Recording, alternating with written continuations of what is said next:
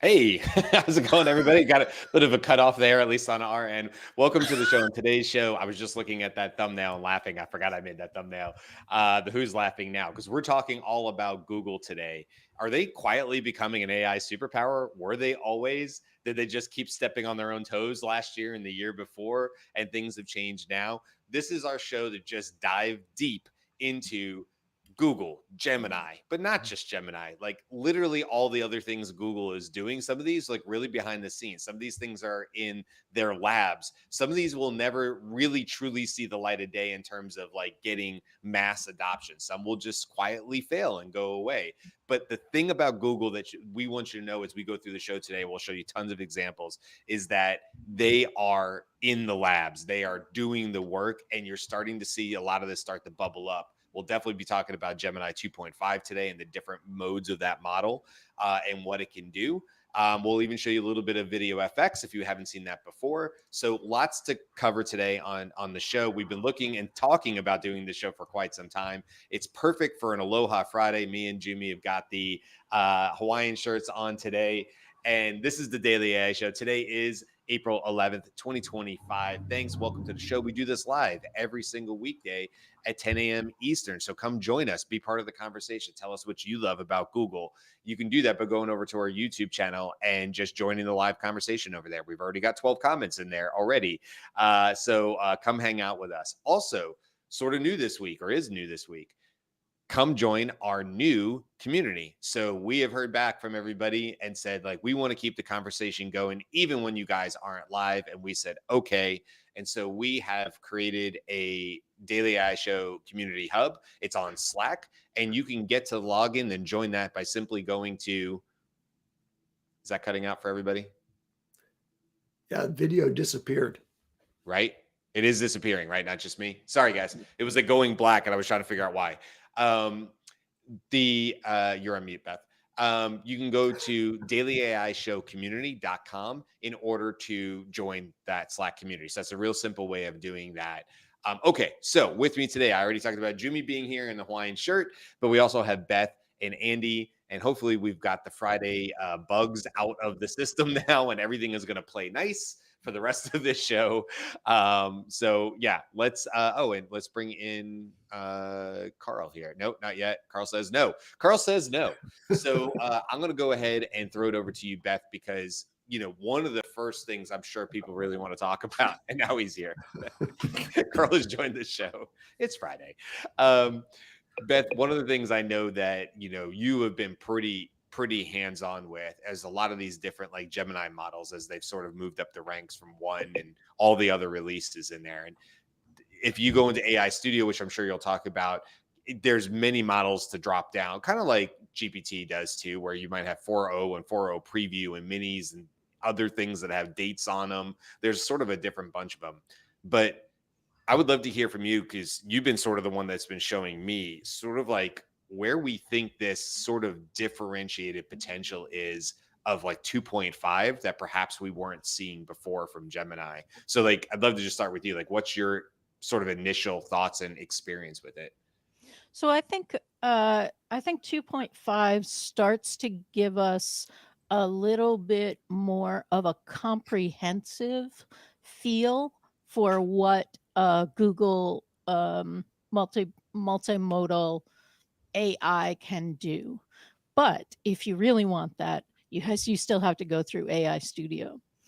I am still getting refused from 2.5 when I do things in the Google Advanced subscription that we have with our Google One plan that stores all our show stuff, because it's pretty big. So we get the free Advanced as part of that. For example, yesterday it refused to translate for me Junmi's opening. No, it was Wednesday's opening, right? Junmi said aloha keikos. Is that what you said? Aloha kako. Kako. And I said, this is this is spelled wrong and it's Hawaiian.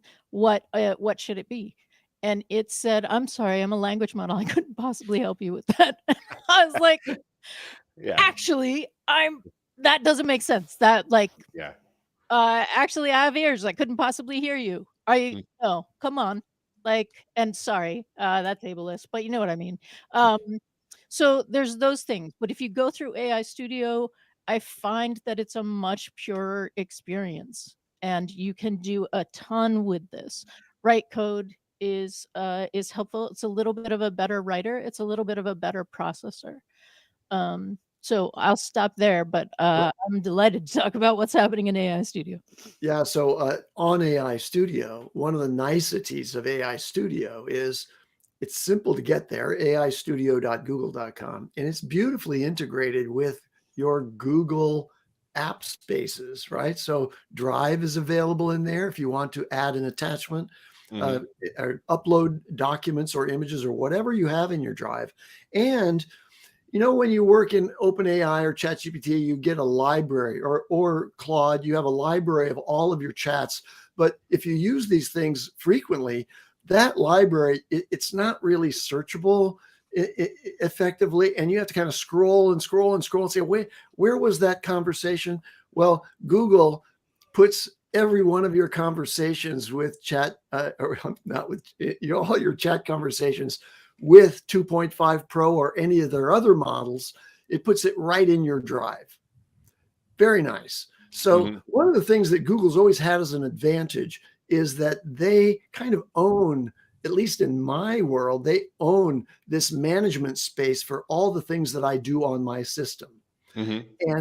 And I'm not giving up Google ever because of that. It's my documentary file system of record, right? So now they're integrating AI in a beautiful way, and I, I have just had very positive experiences with that in the past 24 hours.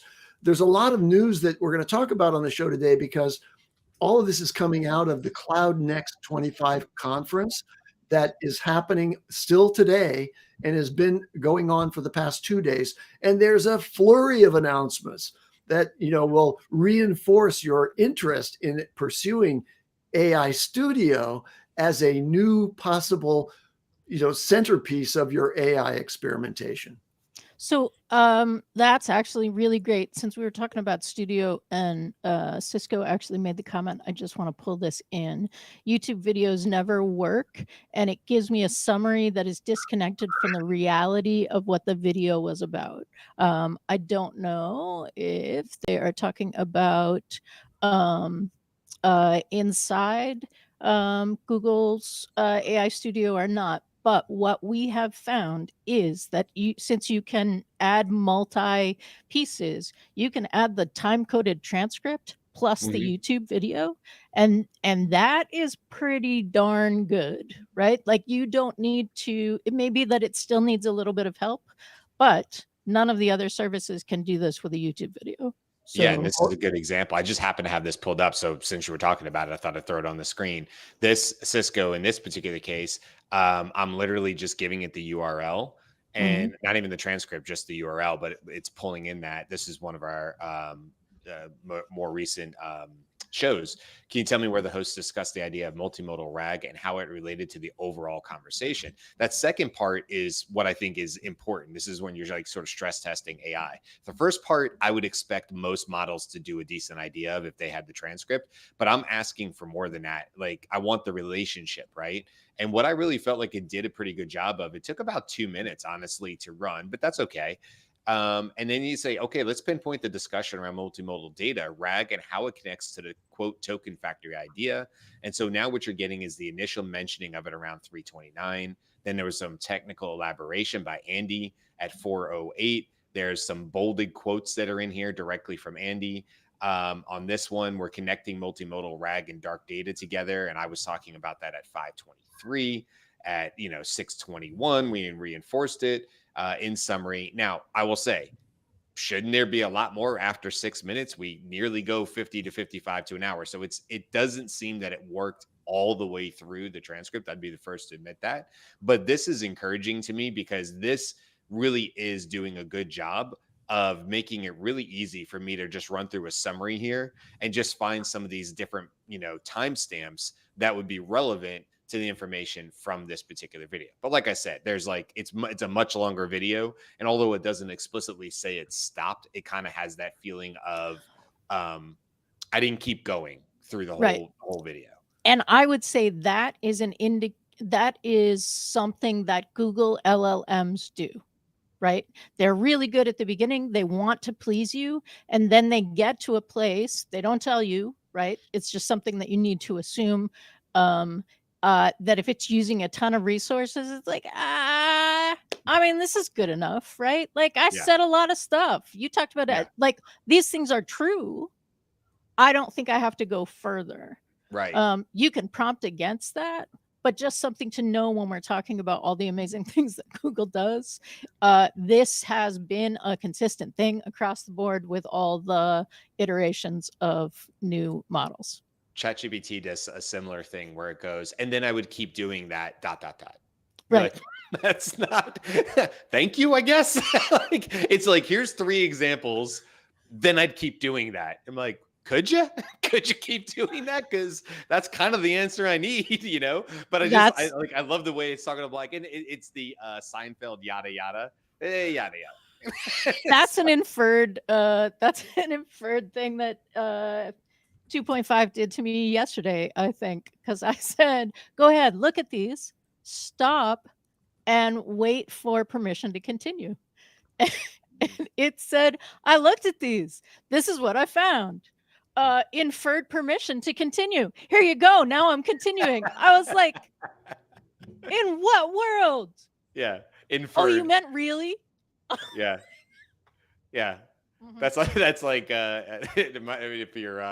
if you're doing the EMT stuff, you have to go with like implied consent. That's what that makes me think of. Like, well, if they're passed out, you have implied consent to start life-saving measures. It's like they can't tell you otherwise. So I like the idea of Gemini pausing for a second and be like, nope, she said nothing.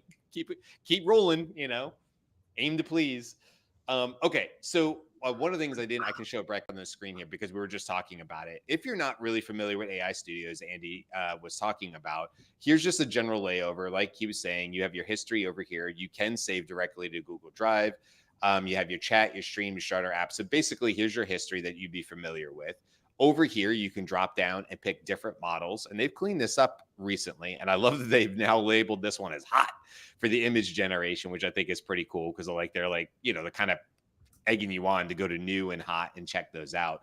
But you can also tell here like how much they cost. Because if I highlight it over this one, this doesn't cost anything to run right now. They're basically saying, please come in here and use this on our dime. We would love for you and us to get all the training data and stuff like that. Know that, you know, that's why they're doing it.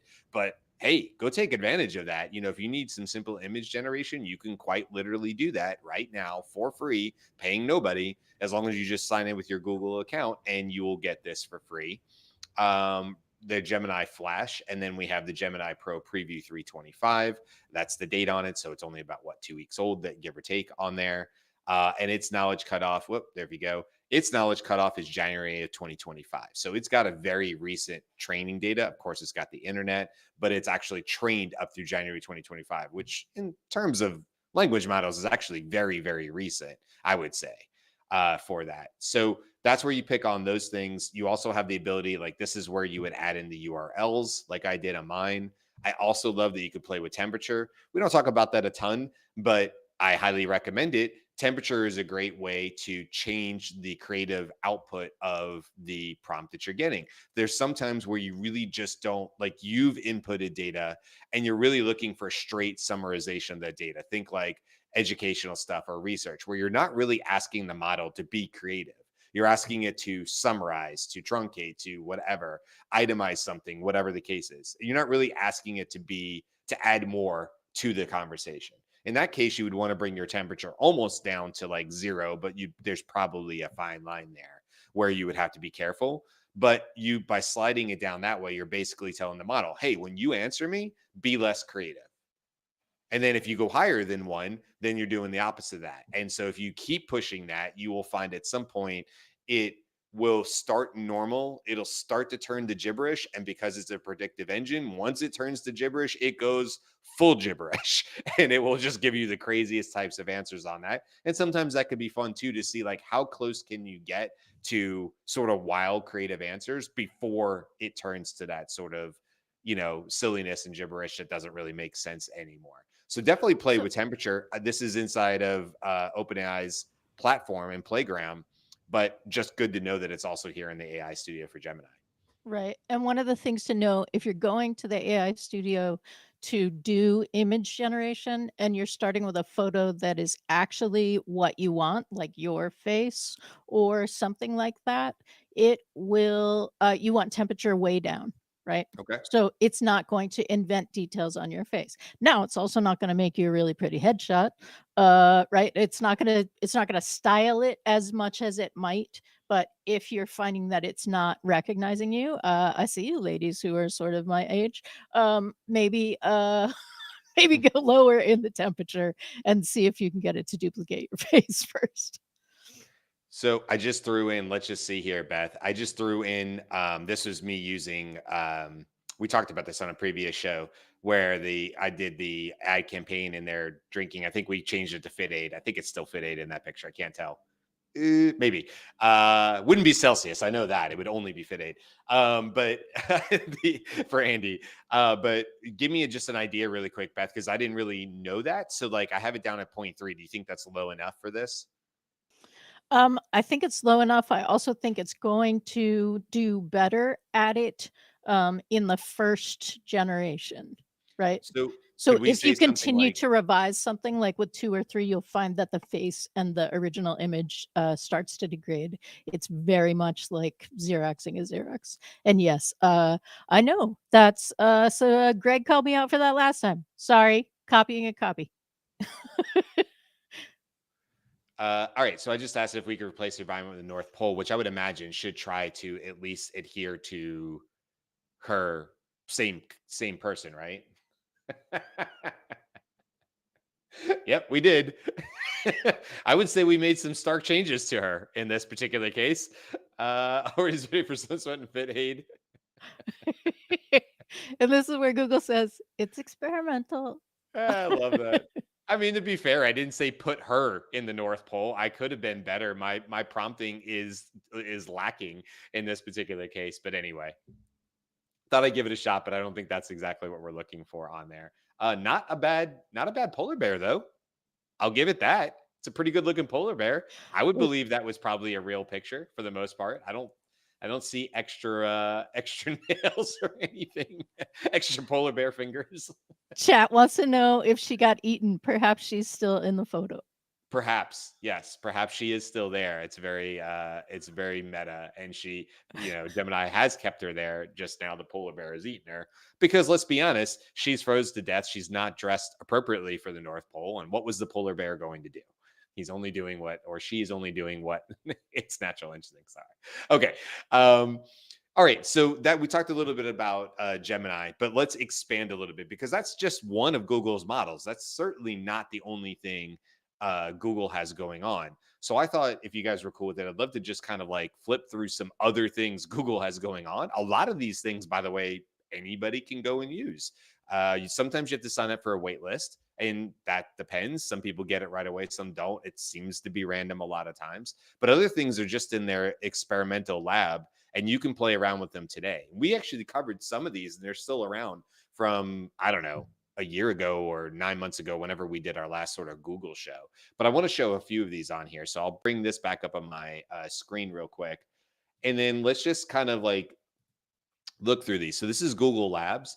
And right here, if you go to labs.google.com and /experiments, I know you can't see that on the screen, but this is where it'll take you. And you have some sub tabs here. And these are all the different things. Some of these you can play with right now. I actually think this Career Dreamer one, which I think I have up right here. So right before this card in this Career Dreamer, it's like, hey, what do you do? And I'm like, all right, I'm an AI strategist. And then it's like, all right, what are some of your skills? And I could have added education and interest. You know what I actually think this did a pretty good job of, though? If people are struggling on LinkedIn to do their about section on their profile page, this pretty much wrote one for you. That's not horrible. I mean, I think you could make some updates to it, not its intent. When I read it, I was like, hey, you could throw that on. You could throw that on your LinkedIn profile page and probably be okay. But if I go past this, and I haven't, I said generative AI, and we say explore paths.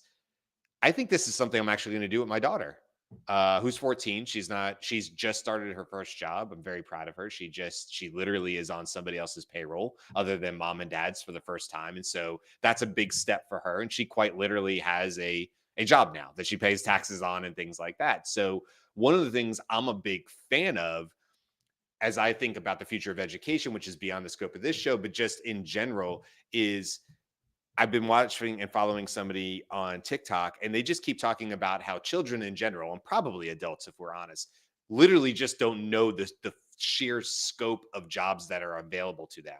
They know doctor and firefighter and dentist and the things that just come up a lot. But if you then went to some teenager and said, I think you would make a really good, let's pull one in here, marketing specialist. Would a 14-year-old really know what a marketing specialist is, even if they were a really good fit for it? So I kind of like this idea that we can just click on these different things that, my daughter can kind of put in her interests. And then let's say that she's like, well, I don't really know what a data scientist does. And so you can click on data scientist here. And then it's pulling in all this kind of like fun stuff. And I have not played around with this, but wow, what a great, cool, free tool you could literally use with your teenagers right now. If you have a kid who's a couple of years out from college or even in college and thinking about what they might want to do, here's a fun tool that somebody could use just to try to help out. And if you're trying to make a career change, perhaps this is something you can do to explore other ideas. So that's a fun one. This one for YouTube Premium now says that you can get early access to AI features on YouTube. Check out our new conversational AI tool. Dive deeper into the content you love with AI-powered answers without leaving the YouTube app. To use the tool, tap the Ask button under the video player. Next, pick one of the available prompts or pose a question of your own. So this is sort of like if you have YouTube Premium, which I don't, but if you do, this is basically putting the power of Gemini on top of YouTube videos so you can follow up the conversation. Like, so you could see this person chopping, and not only could you say, what are the ingredients, which is what they do here, but then you could say, like, how would I even put this together? How would I put this meal together? And you're using sort of the power of Gemini on top of it. Then you have this kind of cool one. Don't know if you guys knew this existed, but you can use this if you have a Google Workspace. So it's more on the work side, where it'll essentially put together slide decks for you that already do not only the script for it, they do a generated AI voice for you. Also, totally free. You can do this right now. I have a lot of people who say to me, Brian, do you know of any good AI slideshow makers? And so I've said, well, there's Beautiful and there's this and that. Here's one you can use for free without having to sign up for anything extra. And if we just click through, we'll just play a little bit here. Models, multimodal capabilities, and how to switch between different models in Google's AI Studio. Let's get started with an introduction to Gemini. Gemini is a powerful AI. Okay, so I'm going to stop it there. What you can see is it's creating the script. It created a voice for me, or it's giving me an option to record myself. And what you can do is, obviously these images would probably need to be different, but look right here. Like, I can literally put myself in on this slide explaining something. So imagine how good that would be for both internal teams of, oh, I need to show my coworkers how to do this thing that I do, or how to use Gemini. And I could have this slide deck with set some of the script to it that gets me far enough along. Then I could pop in with some videos along the way, send them the slide deck, and it's like a little bit of interactive, a little bit on their own. And then all of a sudden they go to the next slide and it's me. And I'm like, hey, this is what we're talking about. This is where you would find this in AI Studio. I think this is super cool. It would take a little time to customize, but it's free for people to do. So that one's cool. This is Illuminate. So Illuminate is sort of like Notebook LM. It has some of the same types of features. The idea here is that you would give it some sort of research paper. It does focus in science right now. It makes a point of saying that.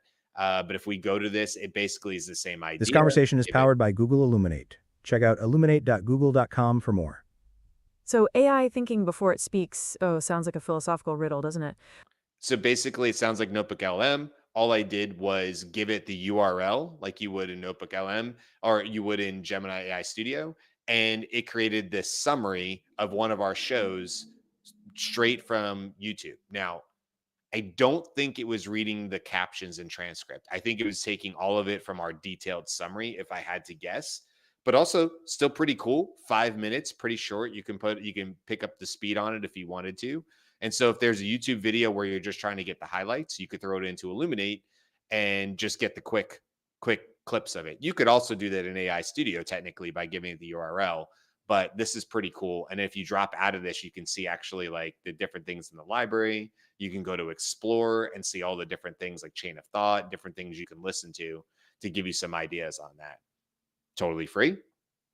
And then let me do this one and I'll pause because I feel like otherwise I'll talk for the rest of the show here. This one's interesting. This is Project Mariner. Project Mariner is like what's it called? What's that OpenAI uses to do the go around the web? What's Operator. Operator, thank you. The Pro Tool. Similar but different, but this goes to what you were saying, Andy, about like Google sort of already has the infrastructure as opposed to OpenAI would have to build it. Google has Chrome, right? So if they're building stuff and they're integrating Gemini with Chrome, with YouTube, with Google Drive, with Gmail to like, this is easier for them to do across all their different pieces and parts. And so Mariner is the idea that, and you had to sign up for this. I don't have it, but the idea is that, here, I think we do learn more maybe. Well, I saw it. I don't remember where I saw it on this. Oh, I guess I was scrolled down. But basically the idea is that you can have it do tasks on your behalf across multiple web pages. And I'm assuming in Chrome, but that's the idea of it. It's sort of an operator like feature. And so they call it Project Mariner. You have to sign up for the wait list. If I get it, we'll maybe do a show if it's really cool. But so this is sort of Google's sort of like next step towards that. And I have a few more that are on here as well, but let me just stop there because I know there's other things to share. I don't want to take up all the time, but I think that my point to this is like, it's not just Gemini, but it is sort of Gemini interwoven through all these different areas, from building slide decks with Google has had slides forever, or doing things with audio or video. Google tells you straight up that all their video processing comes directly from their ability to understand semantic reasoning from YouTube videos.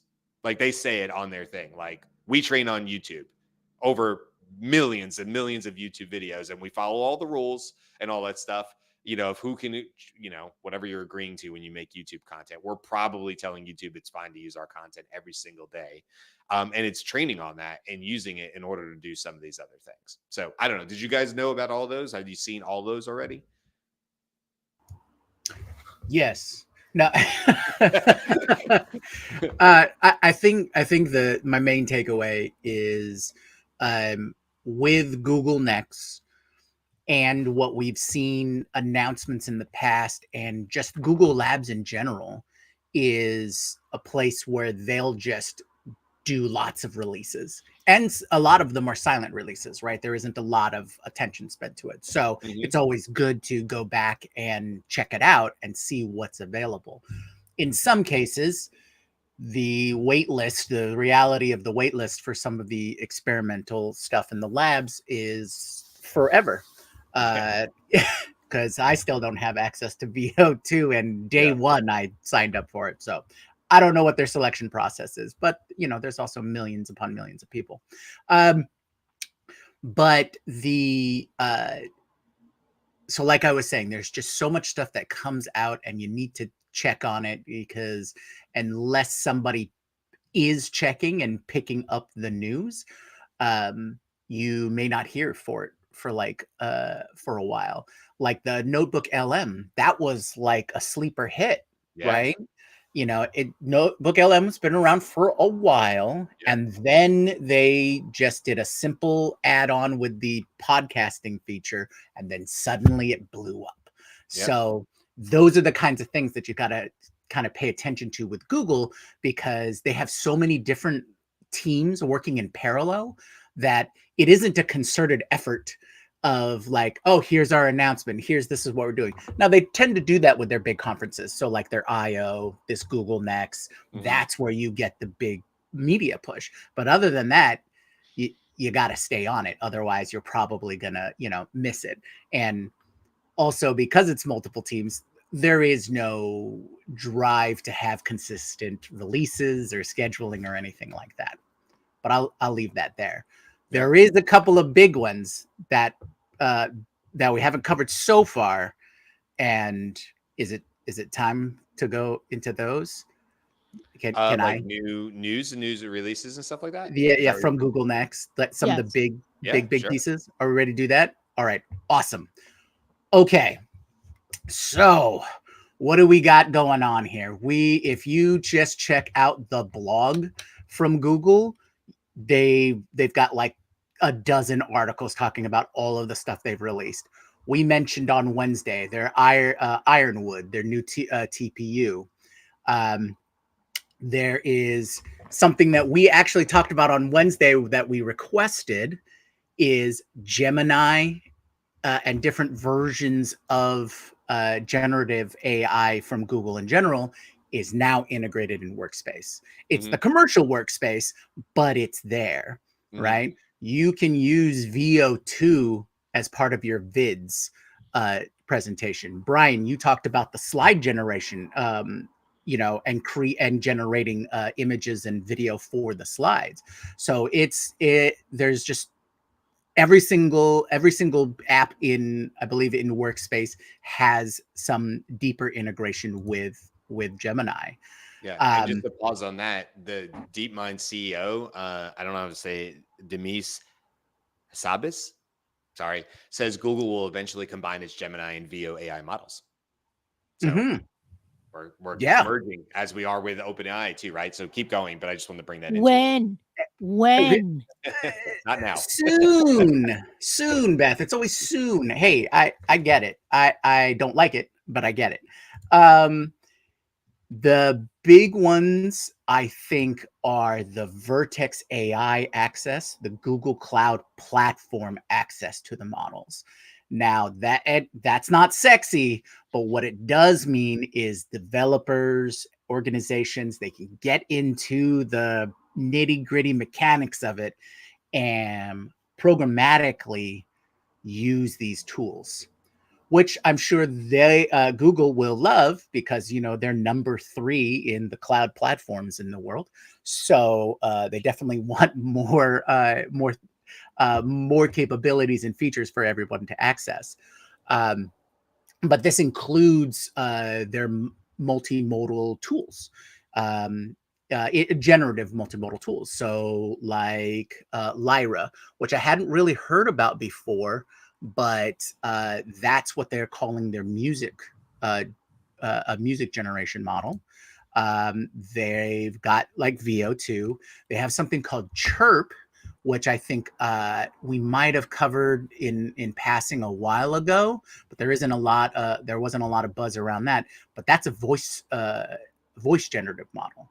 So Vertex now has access to all of these different generative options, which I think is super exciting. Now, most of the announcements that I saw we've been seeing through the hype cycle is usually, here's this one new model, here's this one new thing from these various organizations. But Google has used Google Next to talk about their larger AI-based systems. So one of the conversation topics is security. So they announced Google Unified Security, which is AI-powered digital security for their systems and how you can integrate that. I want to deep dive into that and see how they're answering for things. They announced Cloud WAN, or WAN, and I think that's fascinating from the network side of things. Apparently, it's supposed to give you near instant responsive forms of networking, but distributed over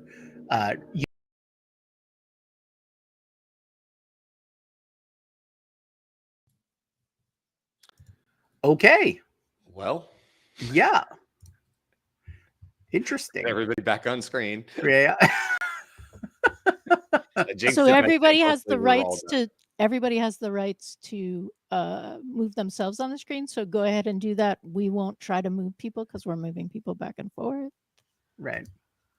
Okay. Yeah. All right, I'll just continue. Everybody I'll let reset. Carl add himself. So where was I before we all went crazy? Cloud WAN, right? Okay, so basically you can there you go. You can have your you can have this highly responsive network over global distances, as opposed to just like remoting in and things like this. It would be more akin to your local area network as opposed to a normal wide area network. So and that's building in AI capabilities and things like that. And then of course the larger story, which was closer to my heart, and that's all the agents. Right, we've got A2A, we've got the ADK, the Agent Developer Kit, and native support for MCP. All right. So the big thing that excited me about this is, one, Google already built in native support for MCP, which means they're using it, right? And that's Google using it, that's OpenAI using it, that's Anthropic using it. So if there's still any question of if this is a fly-by-night, protocol that no one is adopting, well, that kind of goes out the window there. And the big takeaways Oh, sorry, I was is on mute. I was just saying, here's the proof, Jimmy, before you move off of that from 2 days ago, April 9th. He's the CEO. This is the guy I was just talking about earlier. And here's your CEO of Google, of DeepMind, I'm sorry, and then CEO of Google here.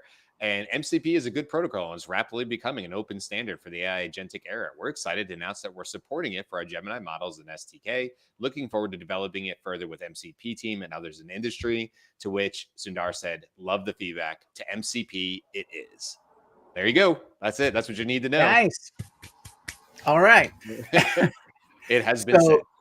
So I'll give some broad strokes, and I'll let and then I'll stop talking so everyone else can fill in the details. But essentially, we know what MCP is. MCP is the ability for LLMs or AIs to talk to the various tools to get what they want, right?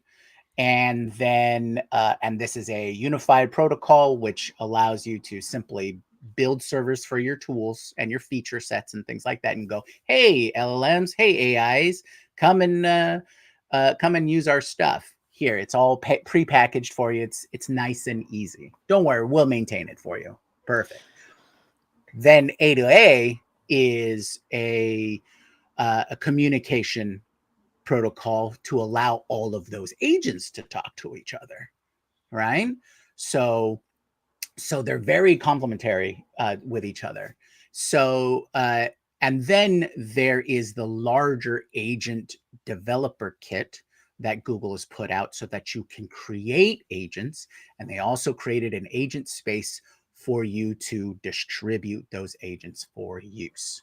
So those are the main components of all of it, and I'm really excited to see if I can get it all working and get my hands on it and get in there and see if we can maybe create some agents. I think that's a learn with us opportunity down the road.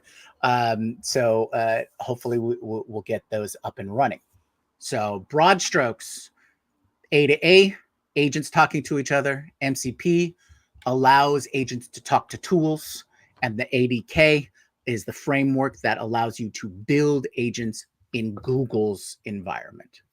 Okay, cool. So there's also Brian, were you going to talk about that? Because I I have was another. pulling in Garrett's comment that he was saying he believes MCP is temporary in the big picture. I think there will be a better solution. I don't know what it is, but I don't think this is the end game. I would agree with that probably. Garrett, there's probably some next evolution of this that, because of AI, is actually even smarter and connects the dots even faster.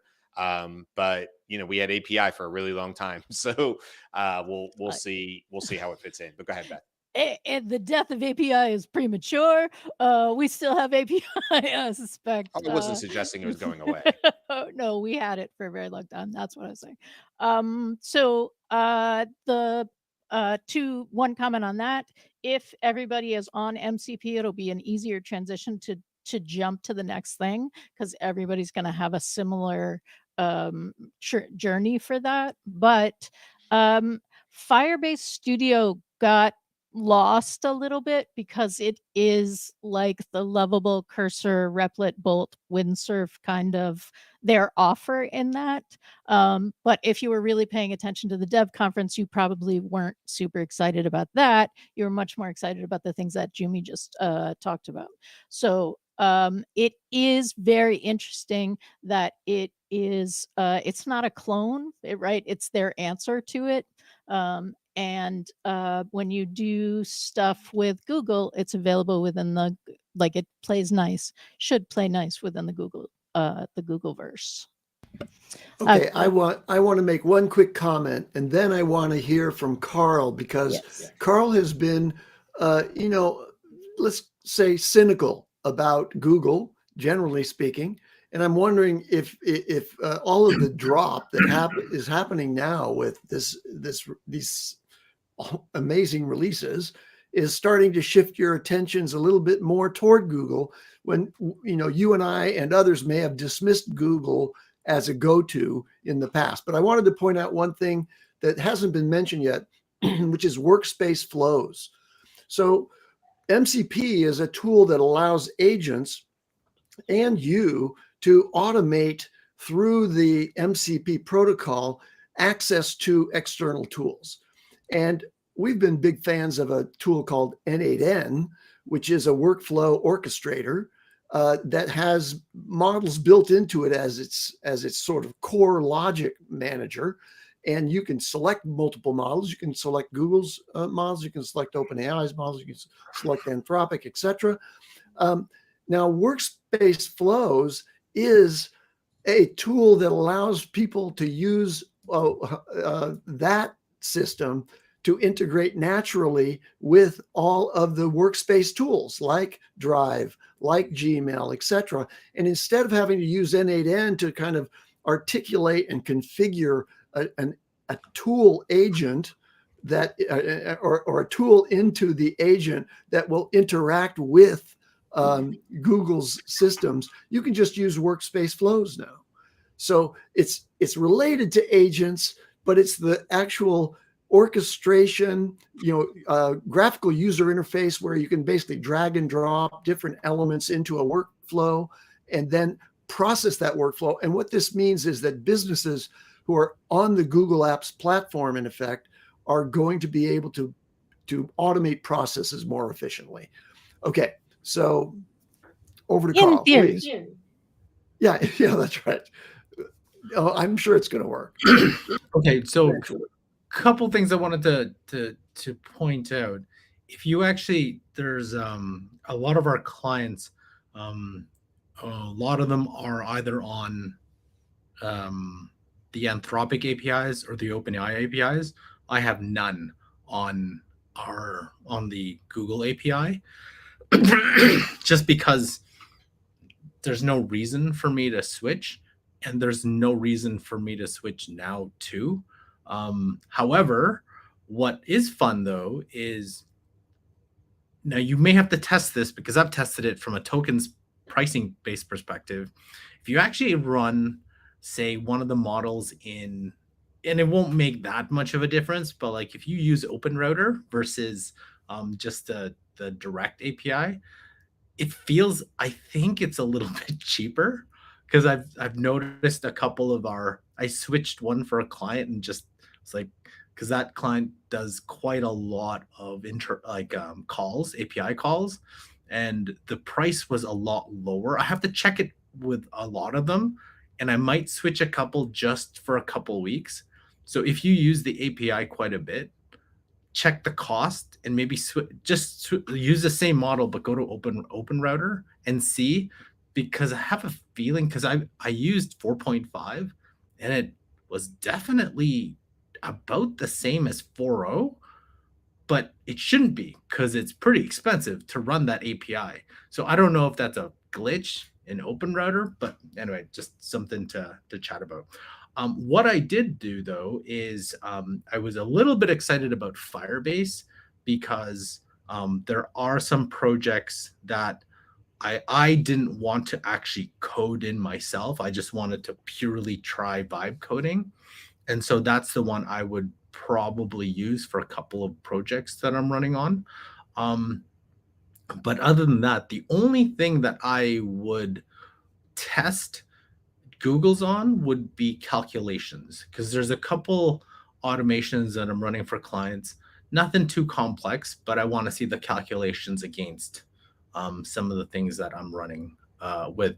Oh, on the note of N8N, I don't know if anybody noticed that they also added the 2 new modules or nodes of for an MCP server and an MCP client, where before you had to do a lot of different steps to kind of build that out, but now they kind of had it. It's kind of like a halfway point between true.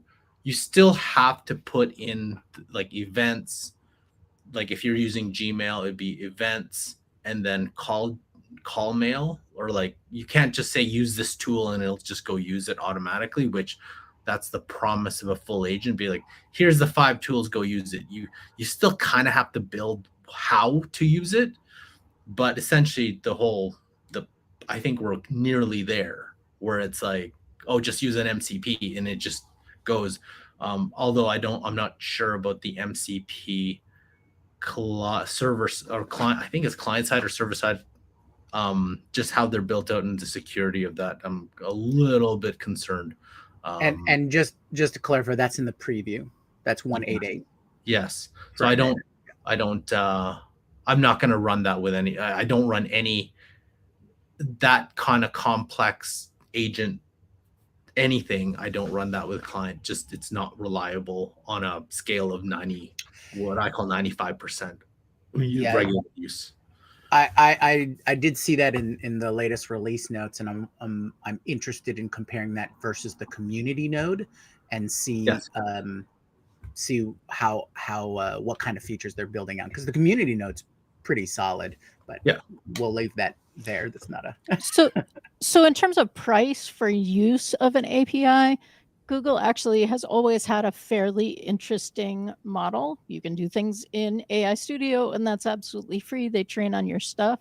But often in their pricing structure from internal, like you're going to generate this credential and do stuff, it often has like first 1,000 free, first, whatever kind of period. So even when you're using their stuff, that may be still a beneficial piece for you to experiment with. Their point, of course, is to like get you in the door for free and then have you depend on them. But that is an option to like play with. I think for sure it isn't that the first 1,000 for free changes any of the problems that we're talking about, right? One thing that I wanted to point out, I don't know if anyone, I don't think we chatted about the 10 million context window, right? But there was, I can't remember, I was trying to find the chart where it was saying like after the 60, 70, 80%, or after this many million contexts, the reliability of it actually, like the accuracy of it, I think it fell quite a lot. Like, and I think Google was terrible. I think Llama was the worst. I saw that. It was like this even, if it was like 10 million context window, I was like, yeah, but if it can't remember past 1, then the rest of the 9 is useless. So I think like when we think about context windows, got to be very careful no matter who releases it. That to me is a good benchmark, because it's like, 10, 20, 50 million context window, but like, can it remember like right in the middle, right at the end? Like that is super, super crucial, because that means like that's the most important piece, and that's a good benchmark. Like some of the other benchmarks are, I was like, that's kind of, we all talk about benchmarks, but it's like that one I think is important to really figure out, to make sure that the information, because you got people saying, oh, RAG is dead, you don't need to. I was like, Yeah. Right. Yeah. Glad I don't know. If it was, we would know, right? Because like Yeah. people would be like, "Oh, this remembers everything," and Yeah. by the way, I know this is. We'll talk about this on a different show, but ChatGPT, just announced improvements to their memory on the Pro account, stuff like that. So certainly, people are trying to continue to fix on it. I wanted to share just a few things really quick. Number one, we haven't talked about video effects, but I've had that for quite some time now, and I've said it many times on the show, so I won't take too much time here. But I hope everybody gets it available soon, because I do think it is quite literally the best video producer out there.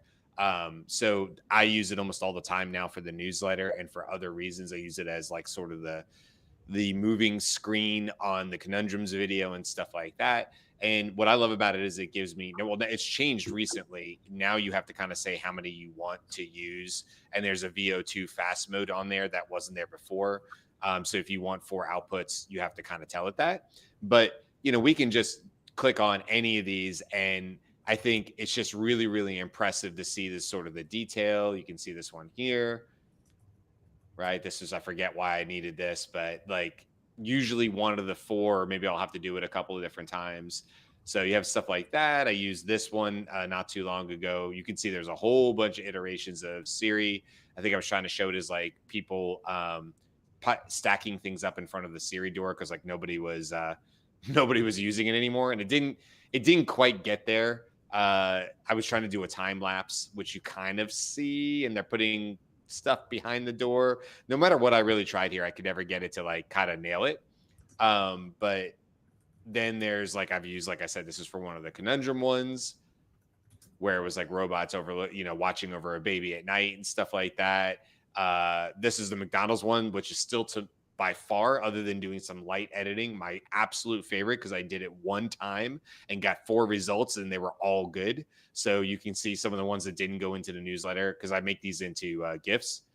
But I just love this idea, because like McDonald's had a thing about how they were hiring more robots and AI automation and stuff like that. And it's a guy coming to get a job, and the robot's like, yeah, here's a hiring sign. And then also it's like position filled. So then this guy looking shocked. He's got like the only reason this one didn't work is like the wording and the head inside the head and stuff like that. This is the one I actually did use with some light editing. And I just had to change the wording in Canva a little bit to make it kind of work. And then you can see this one as well. But that was one prompt, one shot, done.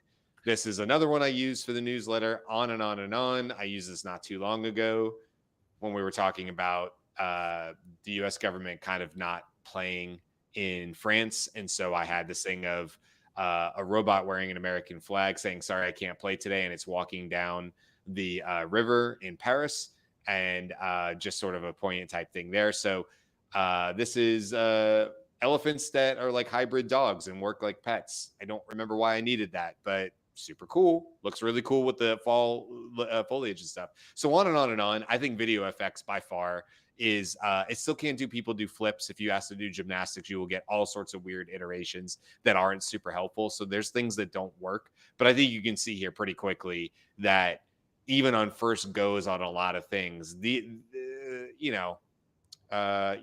just super like fun ways to do it. The other thing I want to mention really quick on the other side is things that we haven't talked about really quick. We don't have time to go into all these, but don't forget, Google owns Waymo and all that AI tech that's going into driverless, cars and everything that's going on from way back in 2009, all the way to 2025, and how they're planning to deploy in Washington, D.C. They're in Austin already. I didn't get an opportunity to, but you could actually get a Waymo Uber ride in Austin. So they're there. And then the other thing I wanted to say is that don't forget, Waymo is not the only company, right? Alphabet is a large company. And so we've only had an opportunity to talk about just scratch the surface of AI. But when you think about it, you have Google and search and the things that you're familiar with, then Waymo and Calico and DeepMind, which is massive. This one's interesting to me because it's X, which was formerly Google X, which their website is x.company, which you can't see here, which is also very close to x.ai. So Elon Musk has a company that he's putting everything under, including the former Twitter, called x.ai, but there's still Google X, which is now just x.company, which is their moonshot. And what I find really funny about this one, if you look all the way down here in the corner, it says X, not us. Because this is Twitter. And so I just think that's really funny. But that's not the only companies we have. Obviously, we have other ones you probably never heard of. But then you have Fitbit and YouTube and Nest and Waze and Looker, which is for data analytics. Then, getting into other companies and stuff. So I just say that all to say, like, let's not forget that Google is Alphabet. Alphabet has many companies underneath it. Some are much more AI-ified than others, like Google DeepMind and their moonshot stuff that they're doing, and obviously embedding. But when you really think about like their Gemini models and you start to connect that and place that across all these different companies, you can see how Google going forward could have, other than Microsoft, has a really, really big competitive advantage. I'm not saying they have the full advantage of implementing and deploying AI across many, many, many different industries and aspects because they're already there. So, and that's the connecting. That's the promise and potential and the Achilles heel, right? It's because why? Because they don't talk across systems. That has been the thing. Often Perplexity, in my experience, Perplexity and ChatGPT give you much better answers on how to do something within a Google product than Google will give you in their stuff. Like it's such a promise. And Andy, like you said, like things are available in Workspace now. They have been available in Workspace for a while. I think what we're saying is they might actually work, right? And be slightly more robust. And like, I want Google to succeed. But no, I've been burnt a bunch of times. You got to show me. Yeah, I have been a big complainer about the Gemini in Workspace tools, and I've abandoned them in favor of ChatGPT to give me advice on and direction on how to actually. We talked about this to do an app script in Sheets. I couldn't get Gemini to do it. Said, sorry, I can't help you with that. Well, but I'm hopeful now. I'm hopeful now that this announcement that there are improved Gemini capabilities within the Workspace tools, that now I won't have to do two different browser windows and go back and forth. I'll be able to do it all within Sheets. Yeah, I agree with by that. The way, they also provided a new feature in Sheets, which is automatic data analysis. Okay, so they have an on-demand analyst that you can invoke while you're in Sheets. And I'm not sure what the feature set of that is, but that's going to be interesting for people who have wanted to use Google Sheets and do some kind of processing with it. App scripts have been available if you're willing to code operations within your Sheets like a macro. But now this may make Sheets far more capable, enough more capable that people will start to say, okay, I don't really need to use Excel for this anymore. Yeah, because Copilot sucks at analyzing anything more complex than like 20 rows and 50 columns or something. Like if you have pivot tables and stuff, that's really where I think like most companies have very complex sheets, usually just because they've been adding to it for decades. And can any of these tools actually do that complex analysis? But you could go to Google Colab, which is not a bad place to actually do what happened to Brian. But anyway, that could do like pretty comprehensive calculations. You just have to kind of right. So it's not a bad place to go to. It just most people don't know about Google Colab, and they're like, am I going to take my data from Excel to move it to Colab, and it's right, and then all that kind of fun stuff with it. So. And then, of course, the real question, does Carl not like Google or Microsoft more? That will be the ultimate test. Head to head. Who do I hate more? A or B? You know what? It was the slick videos, but I think my disdain is more for Microsoft Copilot, more so because just there's uses for it, but the promise and under delivery is terrible.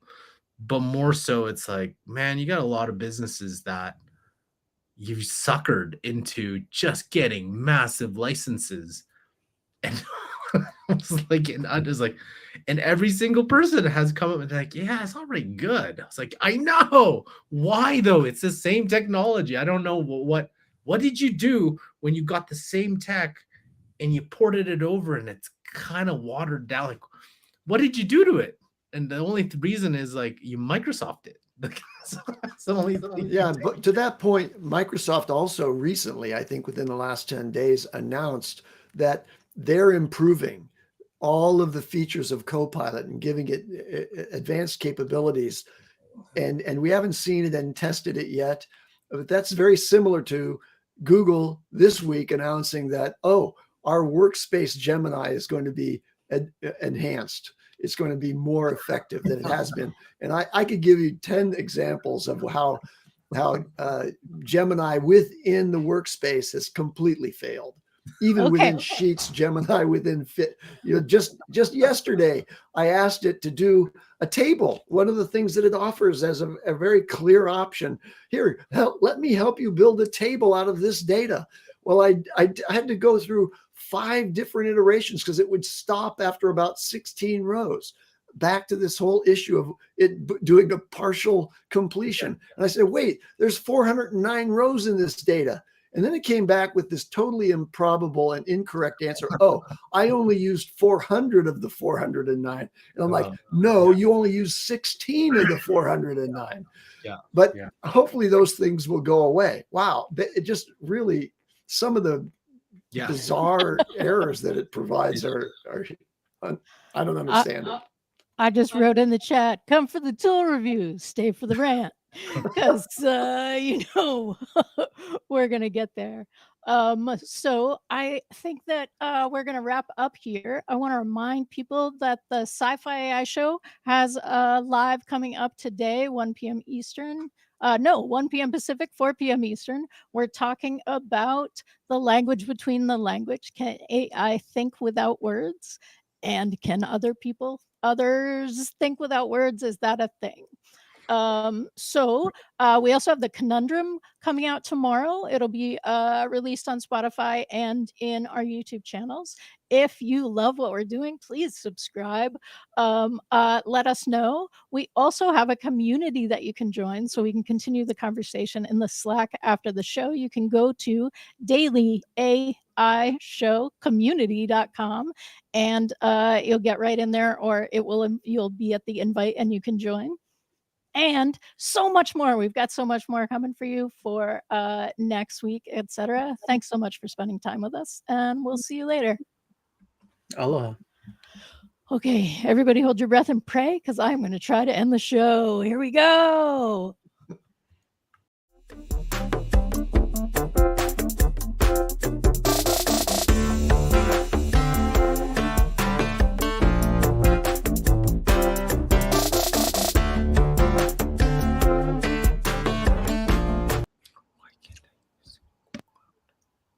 One, two, hey. You're back. No. Oh, okay. And now without outro. We're going to try again. Hey, everybody.